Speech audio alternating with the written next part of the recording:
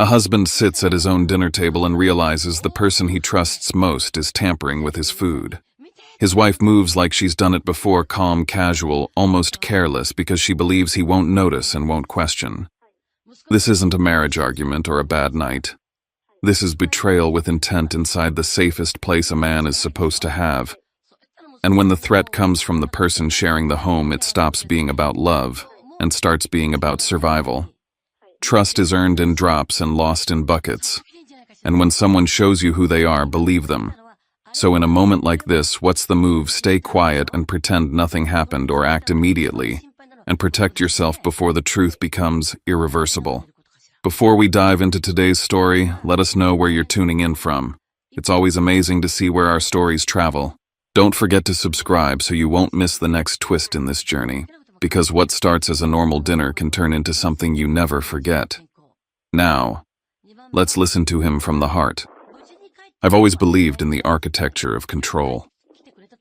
Maybe it's the only way you survive in this business, never losing sight of the smallest detail, never leaving a single line item unchecked. Every morning as sunlight poured through the 28th floor windows of Republic Plaza and spilled across my desk, I reminded myself how far I'd come. From cleaning rooms in a rundown Santa Fe Inn to closing deals in glass towers above Denver, my life had become a case study in hard-won success. I built this 5 boutique hotels, each one my name on the paperwork, every brick and lamp and line of the P&L traced back to a choice I made. My name is Knox Merrick, and if there's one thing I know, it's how to protect what I've built. At least that's what I thought. That Tuesday, we were wrapping up final negotiations to expand the Lodo flagship, adding a spa and a 300-seat conference wing. Graham, my COO, and the rare person I trust in business, sat across from me at the boardroom table, running through projections and market data with his usual dry precision. He reminded me of the numbers, the market risks, but also the reward. I felt good. Not arrogant, never that, but solid, anchored in the knowledge that every moving part of this company answered to me. It's a strange truth that the higher you climb, the more you crave simplicity. I'd found mine in Cherry Creek, a tree-lined neighborhood where our house looked like something out of an aspirational magazine spread. Every evening coming home was a ritual. Park, drop my bag in the mudroom, take a breath before opening the kitchen door. Elawan always seemed to know exactly when to start the playlist, how to light the room just right so it never felt staged. That night the table was set for 2 with real napkins, candles that smelled faintly of cedar, and my favorite bottle of Syrah breathing in the corner. There's something insidious about comfort when it's done too well. It makes you lower your guard. Elawan, my wife, my partner, the kind of woman who could light up a hotel lobby and have every investor eating out of her hand before dessert. She was the glue of every social event, the secret asset behind our most successful launches. People saw us and thought, picture-perfect Denver power couple building a future, one grand opening at a time. I let her in on every aspect of my work. She came to events, met my staff, stood at my side for press photos. It was more than trust. It was the sense that together we could weather anything. She made it easy to believe the world was exactly as it should be. After dinner, we lingered at the table. It was Elawan who steered the conversation from my day to the practicalities of our lives, life insurance, estate planning, succession. If something ever happened to you, who gets to sign for the hotels? What does the payout look like? She asked, casual but sharp. It struck me as a little odd how easily she navigated the legal jargon, how her questions came so naturally. Still, I chalked it up to caution. After all, every successful person I know has a plan for worst-case scenarios. She was just being practical. That's what I told myself. There's a particular discomfort in noticing the smallest fracture. Rhett, my younger brother, showed up unannounced with a 6-pack of local craft beer and a story about his latest failed side gig. He made himself at home in a way that bordered on overfamiliar, talking to Elawan about everything from football to market trends, ribbing me with that old rehearsed line, "You always land on your feet, don't you?" Knox Elawan was perfect, with him knowing exactly which buttons to push to keep Rhett from sulking. I felt for the first time in a long time like an outsider in my own living room. The evening wore on. After Rhett left, Graham texted me a question about a stray legal fee, something minor, a processing charge tied to a policy update or legal consult. I dismissed it, assuming accounting would sort it out. But when I replayed the conversation with Elowen in my head later, it stuck with me. She'd asked about signature authority. She'd wanted to know who could step in if I suddenly wasn't there to sign. It was all too specific, too well-timed. I lay awake, the hum of the city outside, wondering when my home had started to feel like another boardroom negotiation. Maybe I was overthinking. Maybe not. But from that moment, I resolved to pay attention. The table had been set perfectly, the evening orchestrated for comfort, but I'd started to sense there was something beneath the surface, a different kind of deal being made. I just didn't know yet if I was the one signing away control. The days that followed took on a rhythm that was almost oppressive in its precision. Elowen became even more attentive, but it wasn't the spontaneous affection I remembered. Instead, it felt like surveillance masquerading as care. She'd ask in passing, but pointedly, about my upcoming trip Santa Fe for 2 days, Charleston for a site visit, San Diego next month for the Industry Expo. What hotel are you staying at? Who's picking you up from the airport? Let me manage your calendar, make things easier for you. Her words made sense, but her insistence did not. She was logging every detail, every movement, like a project manager charting risk. One morning, I opened my phone to find a calendar invite for a policy review meeting with our life insurance provider, an appointment I never set at a time I was scheduled to be in a quarterly review. The confirmation was in my inbox, but the event had been created from a device registered to our home network. My assistant swore she hadn't booked it. I tried to brush it off as a glitch, but my skin prickled. I started to wonder if these were really accidents at all. That night, I broached the subject over dinner, careful to keep my tone light. Did you schedule a call with the insurance people for me? I asked. Elowen didn't even blink. You've been so stressed, I just want to make sure you're protected. If something happened, I want things to be smooth for you and for us. She smiled earnest and practiced and said, if the day comes when the pressure finally gets you, I want everything to be handled cleanly. It was the kind of line that sticks with you, a pre-written eulogy disguised as compassion. I should have let it go, but a kernel of unease had taken root. That weekend, as I was refilling the printer with paper in my office, I found a torn sheet in the waste tray. It was a partially printed beneficiary update form, my name already typed in, along with details only I would know. The handwriting in the margins was Elowen's, looping Insure with check marks beside every section. The rest of the printout had been shredded, but the intent was clear. She was preparing to update policy documents, and more disturbingly, to do it without me present. The discovery sent a chill through me, a practical, businesslike approach to a world where I might no longer exist. Rhett showed up again just as I was puzzling over the form. He'd always been the king of bad timing, but tonight it was different. He found me in the kitchen, shot me a look, and said, "Don't make a big deal out of it, man. She just cares." The way he said it made my skin crawl. I realized then that Rhett already knew about the insurance appointment, maybe even more than I did. I caught his eye searching for a hint of guilt, but he looked away, muttering something about a fantasy football draft. It was a pattern I couldn't unsee, Elowen setting appointments, printing out legal forms in secret, Rhett conveniently in the loop for every administrative detail. I started keeping my own notes, recording every time she asked about my flights, every surprise visit from Rhett, every oddity in the mail or email. If there was a plan being set in motion, I was determined to chart its progress. The pressure mounted. I reviewed my calendar, tracing the digital footprints of every appointment. The insurance review had been scheduled from our living room, not the office.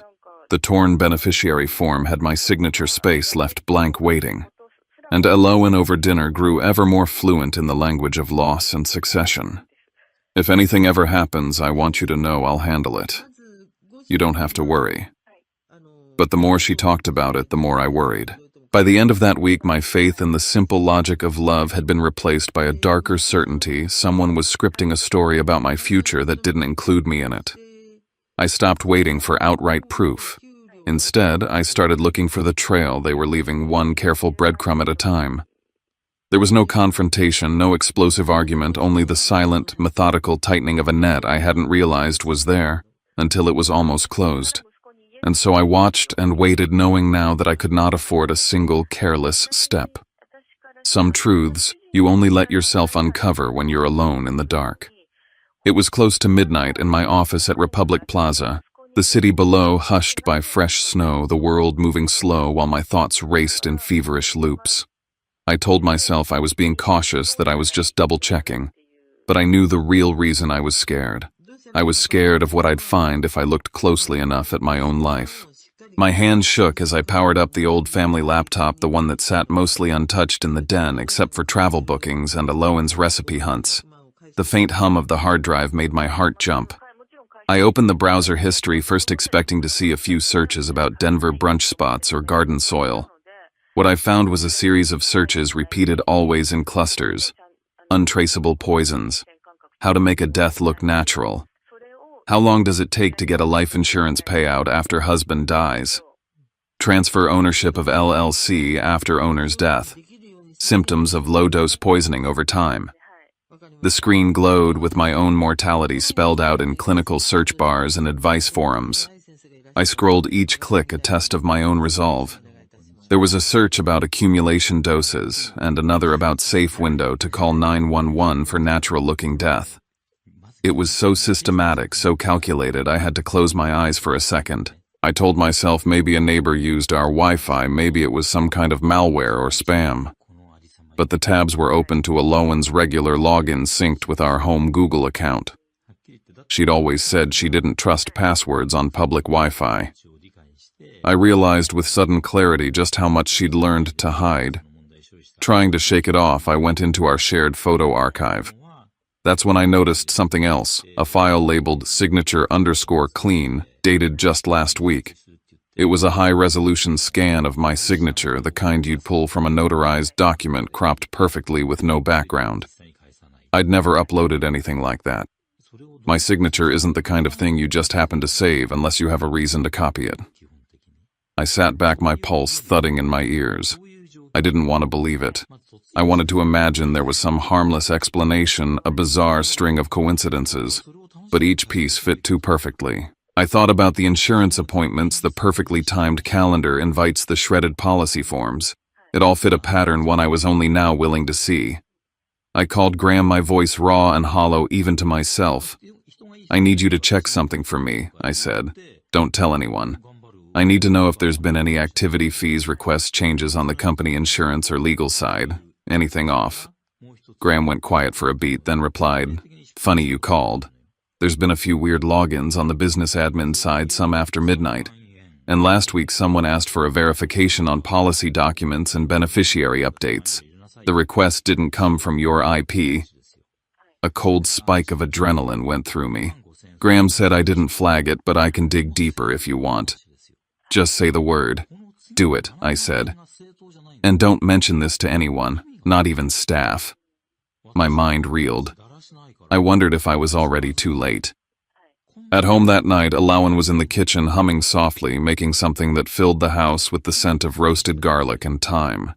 She looked at me with a practiced warmth and asked what I wanted for dinner, her eyes scanning my face as if measuring my energy. "You look tired, Knox," she said, watching for the answer. "Are you feeling okay? Should I make you something easy?" Her concern didn't feel like comfort. It felt like she was monitoring a science experiment. While she cooked, Rhett texted me, "Hope you're holding up, big guy." It seemed like nothing, but the timing was too precise. Rhett always reached out when Alohan was home, never when I was alone. I started to see the threads between them, not outright conspiratorial, but coordinated. I wondered how many of my routines were being watched and reported disguised as care or concern. I forced myself to act normal. I ate just enough to seem genuine, carefully controlling what went into my body. I told Alohan I had some late-night emails to catch up on and retreated to my office, where I began copying every incriminating file, every odd email, every trace of these searches onto a private hard drive I'd keep locked in my desk at Republic Plaza. If anything happened, at least there'd be a record. As the hours stretched on, I knew what I had to do. I couldn't show my hand, not yet. I needed them to believe I was still blind, still trusting. I would let them keep playing their game, moving their pieces. All the while, I would be watching, preparing for the moment when I'd have to protect myself no matter what it cost. And as I stood in the doorway that night watching Elowen finish the dishes in the soft kitchen light, I realized that the room where I'd once felt most safe could soon become a crime scene if I wasn't careful. It's a strange thing to wake up each morning and catalog your own symptoms, knowing deep down they don't belong to the stress of running a hotel empire. The pain started small, a twisting in my gut, the kind that made me double over in the shower before dawn. I chalked it up to too much coffee-skipped meals deadlines. But it didn't go away. Day after day, I felt weaker. My clothes hung off me, my belt had to be cinched tighter, and my reflection in the bathroom mirror looked pale and drawn as if someone had swapped me for a paler version of myself. Every morning, Elowen made breakfast, scrambled eggs, steel-cut oats, a smoothie she insisted would keep my immune system strong. She handed me a vitamin, sometimes two, dropping them into my palm with a gentle smile. You need to take care of yourself, Knox. The business needs you. I'd try to eat just enough to keep up appearances, sipping at the smoothie, palming the vitamins, watching her eyes as she tracked every bite, every swallow. I became an actor in my own kitchen, running lines from a script I was never meant to read. Despite my best efforts, the symptoms worsened. After meals, my heart would race, sweat would beat on my neck, and a wave of nausea would hit. One afternoon, after barely touching lunch, I had to steady myself against the conference room wall at Republic Plaza, fighting off a dizzy spell. The team noticed I brushed it off, blaming jet lag from a recent trip. But even Graham started asking if I was all right, concern shadowing his usually dry tone. Things escalated when Graham called late one night. He'd found new activity, another attempt to verify policy access, this time from a contact claiming to be a family representative. Graham refused to sign off, sensing something off. They're trying the doors, Knox, he said, testing what they can get away with. My instincts screamed this was more than paperwork. Someone was testing how close they could get to the vault before setting off alarms. I couldn't shake the feeling of being watched, not just by Elowen, but by my own brother. Rhett's messages became more frequent, his visits timed for when I was weakest. He always brought up the business, the expansion, the strain of running it all. Don't you ever get tired of being the one in charge, he asked over beers one night. I wondered if that was what this was about, envy, resentment, the itch to finally win at something. When my symptoms became impossible to ignore, I scheduled an appointment with Dr. Annika Rowe, a physician I trusted in downtown Denver. She listened intently as I described the stomach pain, the weight loss, the crushing fatigue. Her questions were pointed. What are you eating? Who prepares your food? Has anything changed at home? She ordered a full panel of tests, including heavy metals and toxins. When she asked, any chance you've been exposed to arsenic or another accumulative toxin, my blood ran cold. I didn't answer, but I saw the search history in my mind, the file with my signature, the new routines Elowen had built around my meals. The dots began to connect in ways I could no longer dismiss. Driven by a mixture of fear and grim resolve, I waited for a morning when Elowen left early for yoga and searched our garage and tool cabinets. It didn't take long. Tucked behind a row of paint cans, I found 3 small glass bottles, unlabeled, half full of clear liquid. Next to them was a dropper and a notepad, a meticulous log of my daily routines. Breakfast oatmeal mix in smoothie, dinner pasta easier to hide. Time symptoms, even notes about which foods I finished and which I pushed aside. I snapped photos, then put everything back exactly as I'd found it. My hands trembled the whole time. That night, I pretended to fall asleep early, lying in the dark, listening as Elowen took a phone call in the living room. Her voice was low, urgent. I only caught fragments. He's weaker than we thought. No, not yet. It has to look natural, remember? Just a few more days. I knew without a doubt who was on the other end. Rhett's voice barely audible, but sharp as ever. The plan was real, it was ongoing, and it was accelerating. The next morning, I played my part. Ate half the eggs, poured the smoothie down the drain when she left the room, pocketed the vitamins for the trash at work. I couldn't risk tipping my hand now, not with the evidence mounting.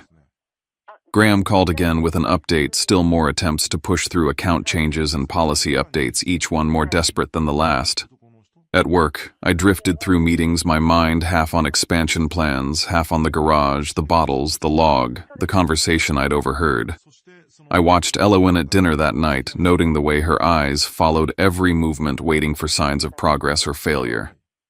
I realized my survival depended not just on what I did, but on making sure she never suspected that I knew. That night, as the city lights flickered beyond our bedroom window, I came to a decision. I had to act like prey but plan like a predator. If Elowen or Rhett ever caught on that I'd found the evidence, the final dose might come sooner than I could prepare. The game had changed. I wasn't just protecting my fortune now, I was fighting for my life in a house that had become my cage. Once you realize you're being hunted, you stop reacting and start building traps. I couldn't confront Elowen, not yet. Words would only give her time to adjust, to pivot. What I needed was proof that didn't depend on my voice, proof that would speak when I couldn't. On my lunch break one afternoon, I drove to Rhino under the pretense of scouting a pop-up art space for a future hotel event. I walked into a small electronics shop that catered to creatives and contractors, the kind of place that sold discreet gear without asking too many questions. I bought 3 compact wireless cameras, each no larger than a deck of cards, with cloud storage and motion alerts routed straight to my phone. I paid in cash, declined installation help, and left with my heart hammering like I'd just committed a crime. That night, I planned every placement like a military operation.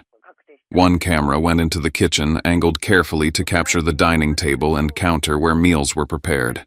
Another went into the living room, hidden behind a photo frame on the bookshelf with a clear line of sight to the sofa. The last one I tucked into the garage, positioned toward the shelf where I'd found the bottles and the notebook. I tested each feed from my office later, adjusting angles until everything looked mundane, invisible. I set the system to back up automatically. If my phone disappeared, the footage would still exist. The first few days nearly broke me. I watched hours of nothing, Elowen cooking, wiping down counters, scrolling her phone. She laughed at something on TV. She watered the plants. I started to wonder if I'd crossed a line, if grief and paranoia had turned my marriage into surveillance footage. But discipline mattered more than comfort. I reminded myself that the truth doesn't announce itself. It waits. The alert came on a Thursday afternoon while I was reviewing budgets at Republic Plaza. My phone vibrated softly. Living room motion detected. I opened the feed, expecting nothing. Instead, I saw Rhett sitting on the sofa, close enough to Elowen that their knees almost touched. They weren't acting like siblings-in-law. They were relaxed, familiar bodies angled toward each other. I turned the volume up and let the recording run. They spoke about plans the way Graham and I spoke about expansions. Calm, focused. Elowen mentioned the substance by name, talking about how it needed time, how small amounts avoided attention. Rhett nodded, listing off symptoms I'd been living with for weeks: fatigue, weight loss, nausea, as if checking items off a spreadsheet. They talked about forged paperwork, about changing beneficiary structures so Rhett would take over operational control without raising flags. They talked about my death like it was a scheduling problem. When Elowen leaned into Rhett and kissed him slow and practiced, something inside me went numb. This wasn't desperation. This was partnership. They spoke about the future with ease, Elowen playing the grieving widow, Rhett stepping in to help the family, the hotels continuing under new leadership. They even rehearsed explanations: stress, burnout, a man who pushed himself too hard and finally collapsed. It was all there, spoken aloud in my living room. Rhett asked when it would be over. Elowen named a date, one I recognized instantly. A night I was always home. A dinner I would never suspect. She explained that the final amount would work fast hours at most, just enough time for her to call for help and control the narrative. I checked my calendar with shaking hands. The countdown had started. I didn't go home right away. I sat in my office long after dark, watching the city lights flicker and replaying the footage until every word was etched into my memory. Then I made another call, this one to Carmen Ruiz, a lawyer whose reputation was built on discretion and survival. I didn't dump evidence on her desk. I told her I was afraid someone was trying to harm me, that I needed advice on how to protect myself and document concerns properly. She agreed to meet privately the next morning. That night, Elowen played her role flawlessly at a charity event at the Lodo Hotel, smiling for photos, touching my arm as if nothing in the world was wrong. I watched her across the room and understood something cold and final. This wasn't about love or even hatred. It was about control and time. When I got home, I stood in the kitchen and looked at the table where we'd shared hundreds of meals. I marked the date in my mind. Evidence wasn't enough anymore. I needed a way to survive that dinner without becoming the villain in their story. From that point on, every meal became an exercise in precision. I couldn't refuse food outright that would have raised questions. Instead, I learned to perform. I ate slowly, took small bites, let food linger on my plate. When Elowen turned her back, I disposed of what I could in a separate trash bag I took to work the next day. I watched her eyes track the sink, the trash, the plates. She was checking my work. She changed tactics quickly. Different meals, different drinks, things that would blend easily, leave no smell or taste. She asked how I felt after eating too many questions too close together. I gave her just enough weakness to keep her confident complaints about exhaustion headaches, but never enough to make her rush. It was a balance I maintained hour by hour. I collected samples when I could, sealing portions of drinks and food in containers and delivering them discreetly to Dr. Rowe through proper channels. I underwent another round of testing myself, building a medical record that showed prolonged exposure. Every document mattered, every timestamp. Graham called with more bad news. Someone had tried to push through a large transfer request using paperwork that looked legitimate at first glance. It referenced family authorization. Graham blocked it, but the intent was clear. They weren't waiting for me to die. They were positioning themselves to open every door the moment I fell. One afternoon, I nearly lost everything. Elowen decided to deep clean the house, moving with a methodical focus that set my nerves on edge. She opened cabinets, reorganized shelves, reached toward a spot where I'd hidden camera equipment. I had seconds to act. I redirected her with a distraction about a misplaced document, quietly relocating the equipment later. With my heart pounding so hard I thought she could hear it. That same night, reviewing footage, I saw something worse. Notes. A contingency plan. If I didn't die at home, if I ended up hospitalized, Elowen would control access, speak to doctors, manage visitors. She had rehearsed explanations ready, blaming stress and overwork. The net was layered. This wasn't a single attempt. It was a system. I met Carmen again, laid out timelines, asked how to answer questions I hadn't been asked yet. We arranged multiple backups of the footage and documents distributed across people and places I trusted. Graham knew enough to act if I went silent. Carmen knew where everything was. The final days passed in a blur of rehearsed normalcy. Elowen grew calmer, almost relieved. Rhett's messages slowed. The plan was set. The dinner was approaching. On the eve of it, I stood alone in the Cherry Creek kitchen, hands on the counter, feeling the weight of every decision pressing down on me. I had evidence. I had witnesses waiting in the wings. I had a lawyer. But none of that mattered if I didn't make it through the night. I looked at the table at the place where my bowl would sit and understood what had to happen.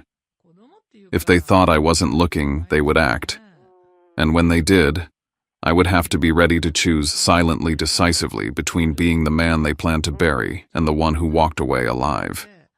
By the time I sat down at the table, I had already accepted one hard truth. If I showed even a flicker of resistance, the night would end differently and not in my favor. Elowen had set the table with the same careful elegance she always used when she wanted things to feel normal. Candles, soft music, soup steaming in the bowls. Everything looked rehearsed, like a final run-through. I kept my posture loose, my voice steady. I smiled when she smiled. I answered when she asked about work, about future trips, about what we might do once things slowed down. But I noticed what mattered. She checked her phone more than usual. Her eyes drifted to the clock, then back to me, as if waiting for an invisible cue. She served the soup herself. I watched her hands closely. When she thought my attention was elsewhere, she slipped a small vial from her sleeve and tipped a clear liquid into my bowl. No hesitation, no tremor, just a clean, practiced motion. I didn't react. I breathed. I kept my face neutral. When her phone rang moments later and she stepped into the living room to take the call, I stood as if to grab a napkin and switched our bowls in one smooth movement. No clatter, no pause. I sat back down exactly as I had been. When Elowen returned, she watched me eat. Not like a wife sharing dinner, but like someone waiting for confirmation. I ate enough to sell it. She barely touched her own bowl, eyes locked on mine. Then slowly she began to eat. 20 minutes passed, then 25. She stopped mid-sentence. Her face drained of color. Her hand gripped the edge of the table, knuckles white. She tried to stand and collapsed instead, hitting the kitchen floor hard. Her body convulsed violently. Foam formed at her lips. Her eyes were open but unfocused. Instinct screamed at me to step back. Reason forced me to stay present. This was the outcome of a plan meant for me. Her phone buzzed on the counter. A message lit up the screen from Rhett. "Is it done? Let me know when he's gone." I picked up the phone long enough to see more. Draft messages, notes. A ready-made story painting me as unstable, volatile, dangerous. Even now, even as she lay dying, Alawan had prepared a version of events where I would be blamed. Another realization hit me harder than the rest. Earlier that evening, she'd handed me a glass of water. I'd taken a few sips to keep up appearances. My heart raced. A wave of nausea rolled through me. The poison hadn't been limited to the soup. I called 911. I described exactly what was visible and nothing more. Sudden collapse.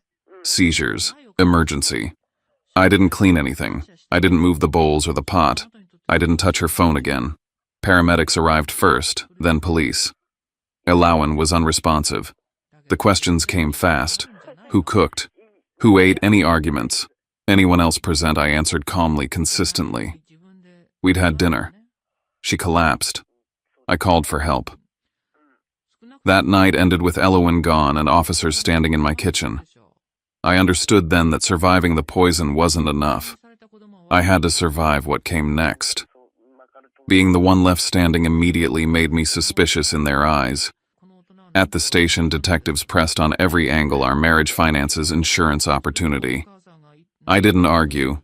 I didn't volunteer theories. I asked for my lawyer and answered only what I was asked. The initial findings pointed to poisoning. That alone could have turned everything against me.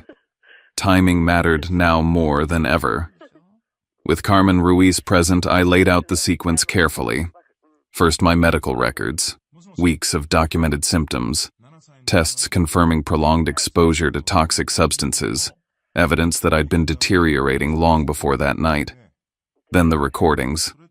The room changed when detectives watched Alawan and Rhett discuss dosage timing paperwork and how my death would be explained. It wasn't speculation. It was planning. Calm and methodical. Graham followed with financial logs, unauthorized access attempts, forged authorizations requests made under the guise of family representation. The motives snapped into focus. Rhett didn't wait around. He tried to leave the country. They caught him at Denver International Airport with cash documents and devices tied to the attempted transfers. 6 months later, the case went to trial. The prosecution laid it out clearly: a prolonged attempt to poison me, seize control of my businesses, and erase me without suspicion. Rhett was convicted. There was no confusion about his role. I visited him once in prison. He didn't apologize. He said he was tired of living in my shadow and believed I would have collapsed eventually anyway.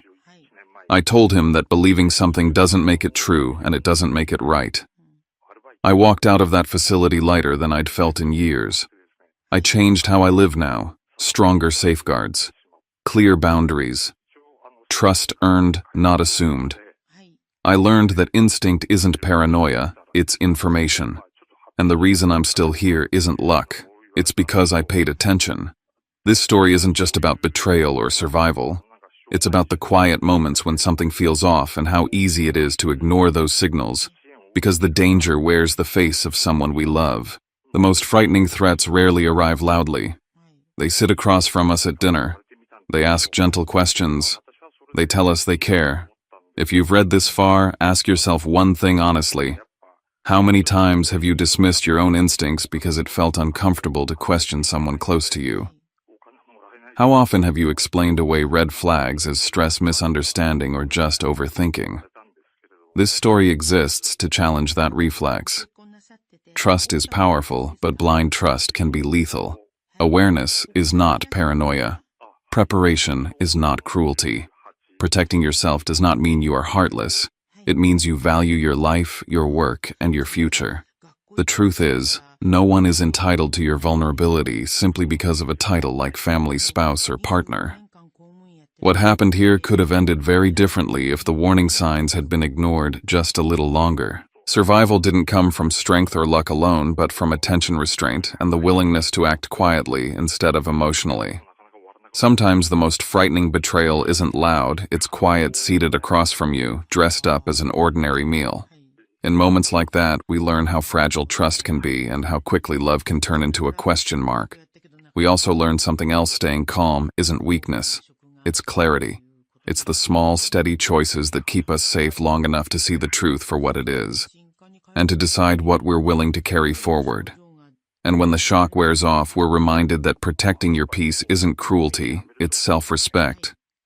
If this story stirred something in you, an uneasy memory, a boundary you had to draw, a time you felt your instincts speak up, you're not alone. If you feel comfortable, share where you're watching from and leave a few lines in the comments. Only what you want to share. Sometimes just naming what happened can loosen its grip. And if you'd like to be part of a space where we listen without rushing to judge, you can subscribe and stay with us for the next story. Thanks for spending this time with us. Take care of yourself, and I'll see you again soon.